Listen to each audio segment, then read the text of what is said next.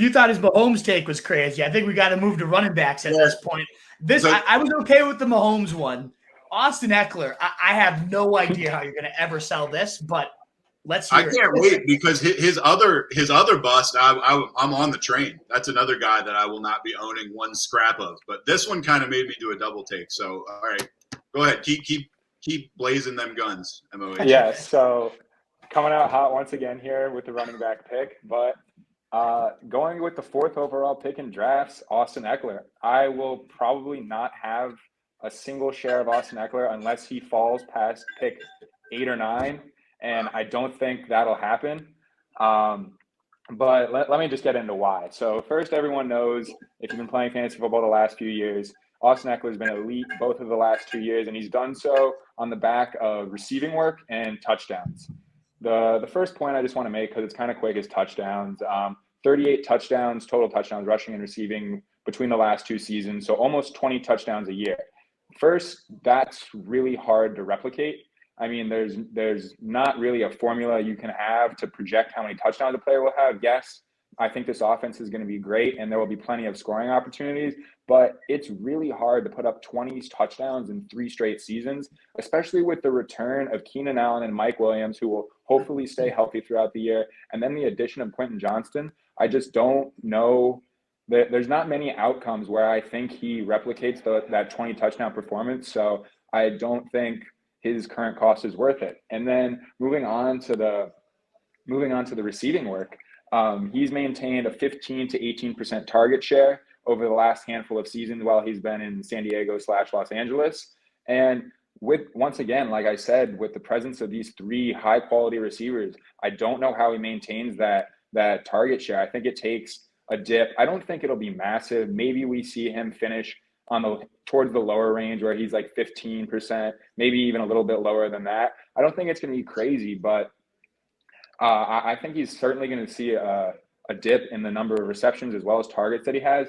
And I think part of this, not only because of the weapons that are in Los Angeles, but just the philosophical changes that I think will be coming to this offense because of the addition of Kellen Moore. Kellen Moore, just to put it simply, he does not like using running backs in the passing game.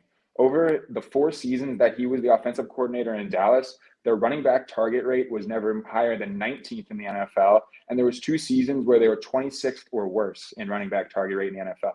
He just simply, it's not a part of his game plan. Obviously, I think he's smart enough to adjust to know what he has in Austin Ekeler and bump those numbers up. But just the philosophical standpoint from Kellen Moore and how he likes to run his offense, I'm really scared for how Austin Ekeler will be utilized in the receiving game. And considering that last year, 33% of Eckler's touches were receptions, I don't know. If that takes a hit, as well as the touchdowns, he could be a colossal bust at the second running back off the board and could end up ruining some teams.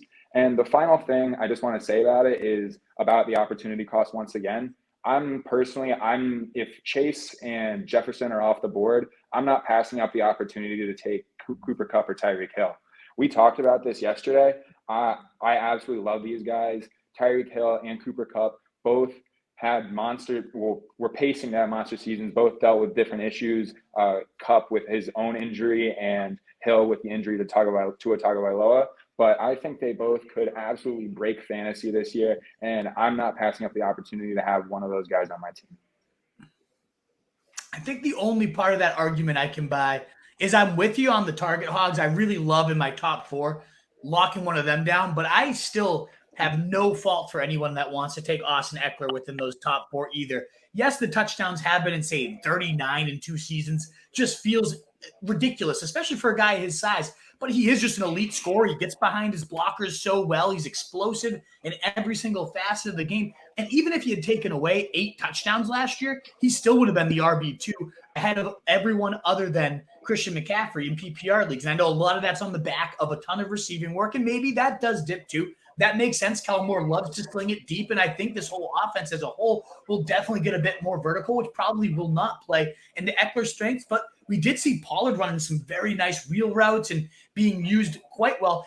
I don't necessarily think you can get some traps, and I've definitely fallen in the traps too of a coach used this player this way, and so He's definitely going to go and have the same philosophy. But ultimately, Ekeler is just so damn good and such a great mismatch that I think Kellen Moore, rather than saying, oh, geez, he doesn't like to throw to running backs, I think this guy is so damn bright. He's going to definitely use Ekeler to his fullest potential. And I don't think the touchdowns are going to go away because I think this offense is going to take another step forward, and there's just going to be more scoring opportunities. So maybe a little bit less overall work, but I think the offense as a whole will be so much more efficient that another 15 to 20 touchdowns is honestly, I feel likely for Austin Ekeler, assuming he doesn't get hurt. So I get the only real part of it is those top four, the value of one of those top four receivers. Definitely I can get that, but especially if it's like a 2 receiver in a flex league, I definitely have no problem having Austin Ekeler at that point creep into my top 3 because at that point you get so many good receivers deep and the running back pool just gets so shallow. If we're talking about home leagues, you guys know how those drafts go where running backs are flying. I'm not saying we should cater and just go to the entire what everyone else is doing, but in a 2 receiver league, it just becomes so much less valuable. So you got to know your settings. In a 3 receiver league, I get it. I would be with you too. The top 4 receivers go first, but I think Ekeler scores almost as many, if not as many touchdowns in a more explosive attack, maybe a little less receiving work, but I love him in this offense. I think Kellen Moore is a genius, and I just can't wait to see how he uses the ultimate mismatch toy in Austin Ekeler. I'll say this. In the Roto Street Journal mock draft, Ekeler went with the 5th pick. Me and MOH were 6-7. As soon as Ekeler went off the board, I was like, oh, that's awesome. I'm going to get Kupp or Tyreek Hill, and I'm sure you thought the same thing. You're like, I can't lose. If Nat takes Kupp, I got Hill. If he takes Hill, I got Kupp. You love the start of that draft immediately. I was relieved when Ekeler got taken because I was worried I was going to feel pressure to take him if he was still on the board, but I secretly wanted one of those receivers big time. Let me just ask you a couple either-ors for the rest of the round. Would you rather have Ekeler than Bijan Robinson? No. Oh, no, Ekeler over Robinson? Yes, 110%. I thought he was the next running back off the board in our draft, which I thought CJ Major League reached for, just for whatever it's worth. Then would you rather have Ekeler than Stephon Diggs?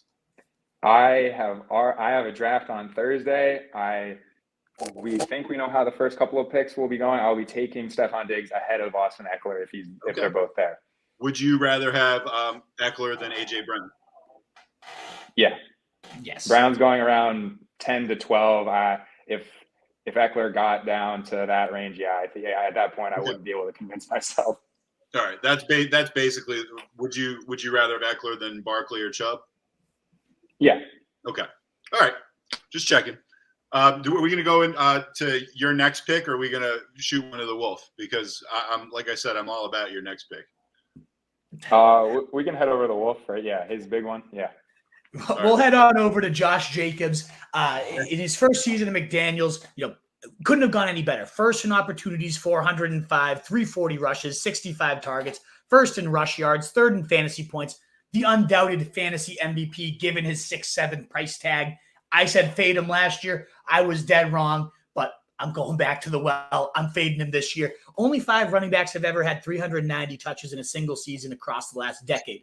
Christian McCaffrey's next season, 76 touches, only plays 3 games. Derrick Henry, 237 touches, only plays 8 games. DeMarco Murray plays 15 games, but drops from 400 touches to 237 and becomes more of a committee back, just way less efficient than he was the year before. Le'Veon Bell holds out and then falters with the Jets the next season. Josh Jacobs is the next man on that list.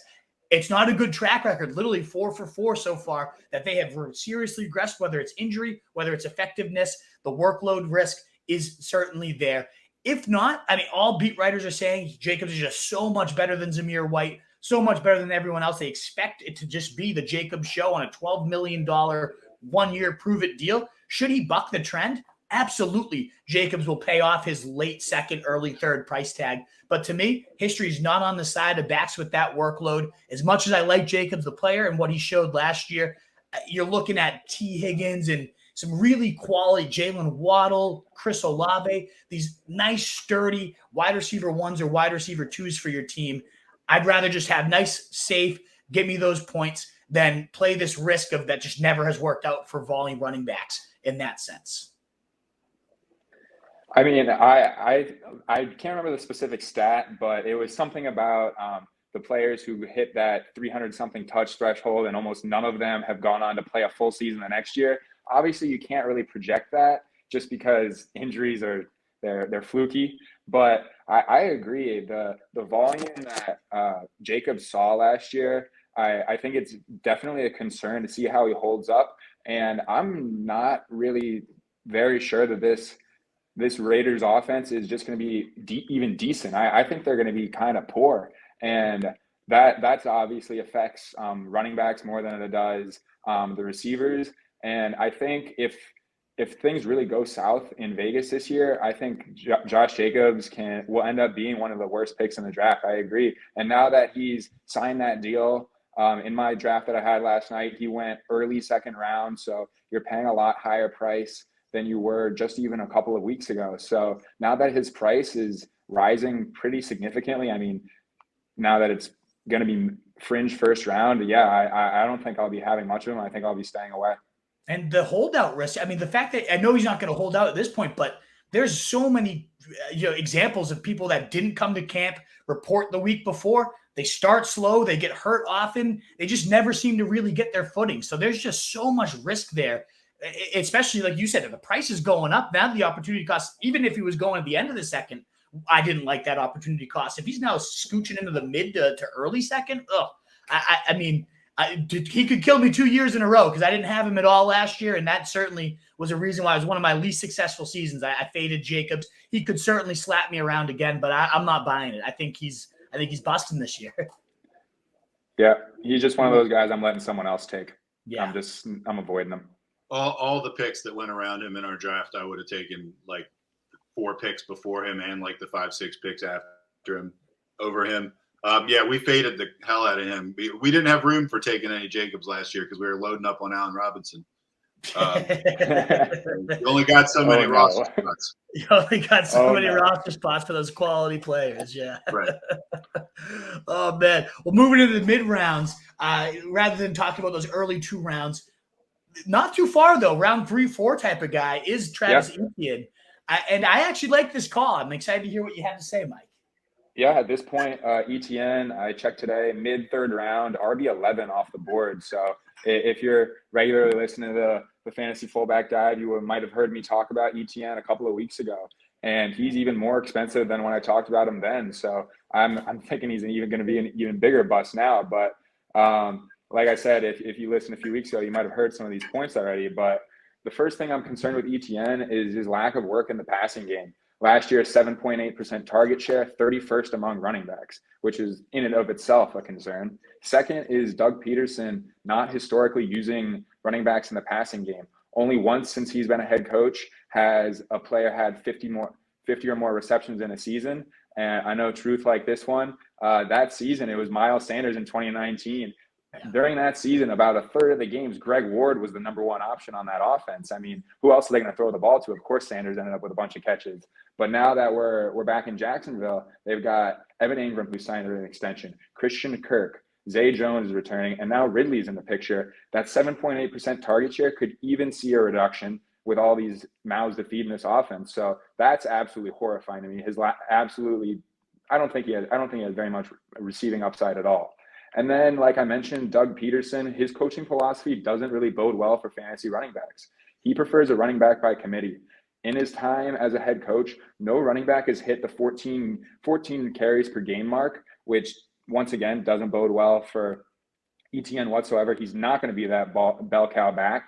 And throughout the offseason, Peterson made it pretty clear that he really wants to bring someone in to help out Etienne and take some of the workload off of his shoulders. And they did just that. In the draft in the 3rd round, they brought in Tank Bigsby. He was someone you hit on earlier during your preseason week 3 recap, but he's going to be there in a complementary role to Etienne. He could easily take the goal line work away, as you mentioned. And I just think everything that is brewing in Jacksonville just means disaster for Travis Etienne. We've been talking about it throughout the offseason. Etienne not efficient at the goal line. He's not seeing those high-value touches. Etienne not going to be heavily involved in the passing game. Another very high-value touch for running back. He won't be seeing many of those. And then this nasty timeshare that I think he's going to have with Bigsby, I just don't see how his mid-3rd round price pays off.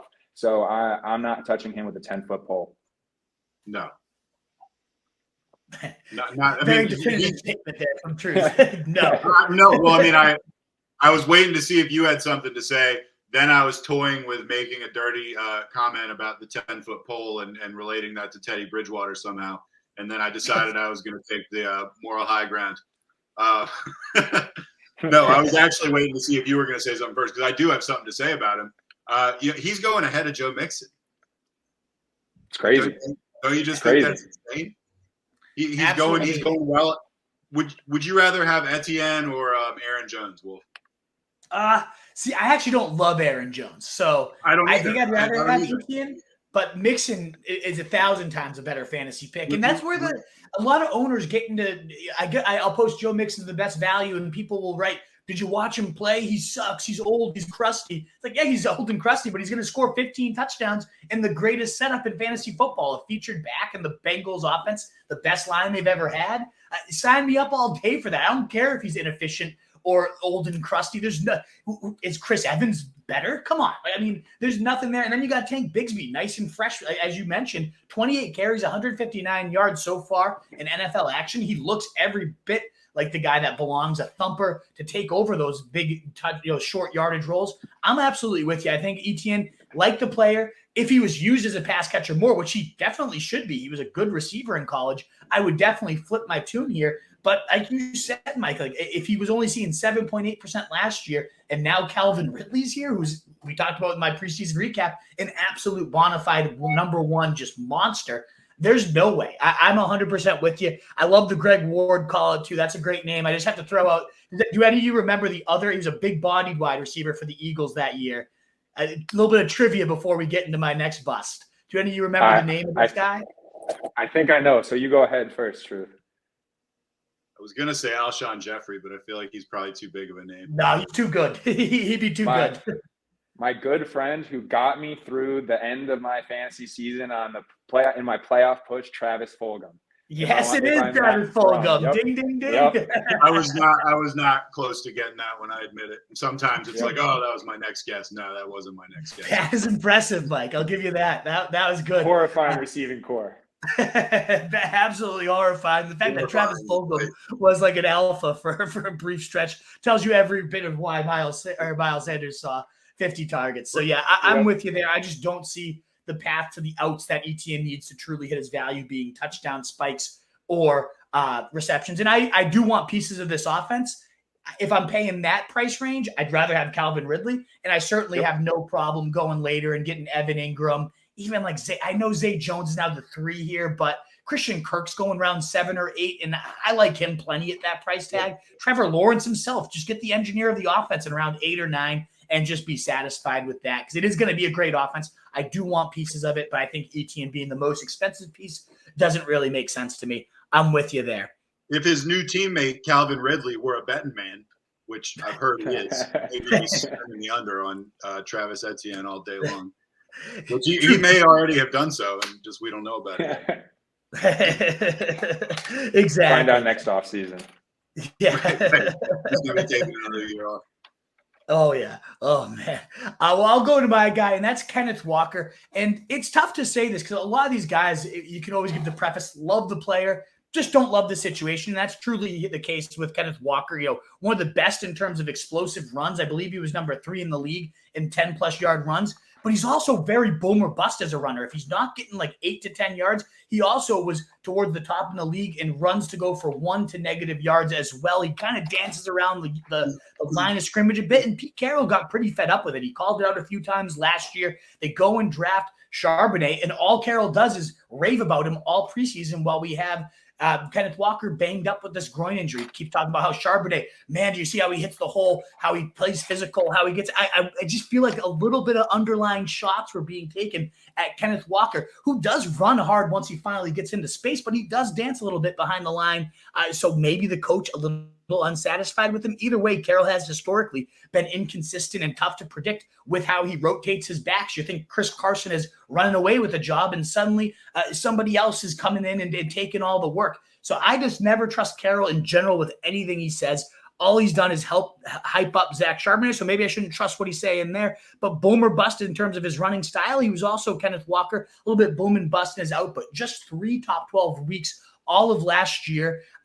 None of them came after week 9. So he really started to slow down, which part of it is probably why they went and got a running back, because Walker did start to lose that explosiveness, did start to seem a little bit banged up to close out the season. So at a timeshare and an offense that I do think it's also a bit more pass happy, which is not Kenneth Walker's skill set. They've already hyped up Zach Charbonnet, beat writers and Pete Carroll being that lead third down back. If they're going to throw it more with Geno Smith, get a little bit more 3 wide when JSN is back there, that's not going to play to Kenneth Walker's strengths either. So going right now, round 4 or 5 turn or so, it's just a little bit too rich for me. There's still so many great receivers at that range. Or that's maybe where I go in after Justin Herbert, who I think could smash the passing record of the NFL this year. There's so many more intriguing players to me than a timeshare Kenneth Walker at this point, because when he was in the best full featured back role, he still wasn't that consistent or great, in my opinion. As good as he looked, the outputs just weren't that great. So not in on Kenneth Walker at his price.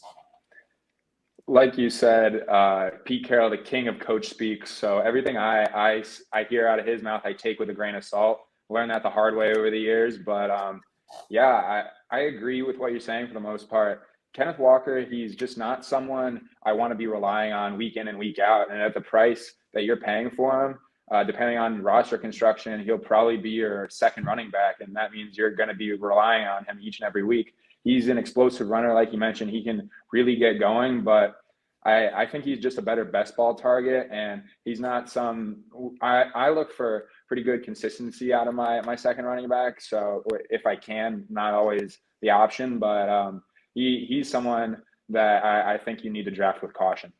Yeah. And in these best ball drafts, he is starting to – I've seen him now start to fall to like round 6 sometime. And if you get him at a discount, I love the player enough that certainly there's always a price I'll buy him at. But in the 2 home league drafts I've done, he's been right there in like the mid to late 4th. And there's just so many more intriguing players at that range for me. So just be wary. Of course, there's a price for everybody. And in best ball, that's starting to be the case for Kenneth Walker for me. But right now, I just in home leagues, I've got to put some caution tape on him. Yeah, the next 2 picks in our draft after Kenneth Walker were me and you actually. Like we picked Darren Waller and T.J. Hawkinson with the next 2 picks after that, and I was like, I just hope he doesn't take Waller. I really wanted Waller. I was so relieved when he took Walker because I had absolutely no interest in him at all. Also, just as an aside, Jackson, who picked before me and then I picked before Mike. I'm just looking down his team from our mock draft, and it's just essentially all players that are on this list from one of the 2 of you. It's like out of his first 10 guys, like 7 or 8 of them are on one of you. So, and that makes me nervous because Jackson's a real sharp guy. Like, he's one of our sharpest minds on staff. So I know Jackson's like loving all our busts. That's definitely something for everybody out there to consider too, because he's definitely. I know Jackson is really smart, but his first 5 picks were Ekeler, Jonathan Taylor, and then Josh Allen, then Amari Cooper, Kenneth Walker, and then he throws in Pittman down the road too. So he's dipping his toe in the water. Giving him a sneak peek of some of the busts that we're going to talk about the receiver position there, Truth. I know. We're getting into them right now. Actually, before we get into wide receivers, give us a like if you have not already done so. We've definitely had a few people in the whole time. Tell your friends. Give us a like. Bump that mailbag up too, baby. Would love to answer some questions ahead of your drafts. That's why we go live, especially this time of the year. Get the questions in. Let us know what quandaries you have heading into draft season. We'd love to answer those for you too. Yeah. All right. Let's get into wide receivers. I thought you guys made excellent cases for your running backs as usual.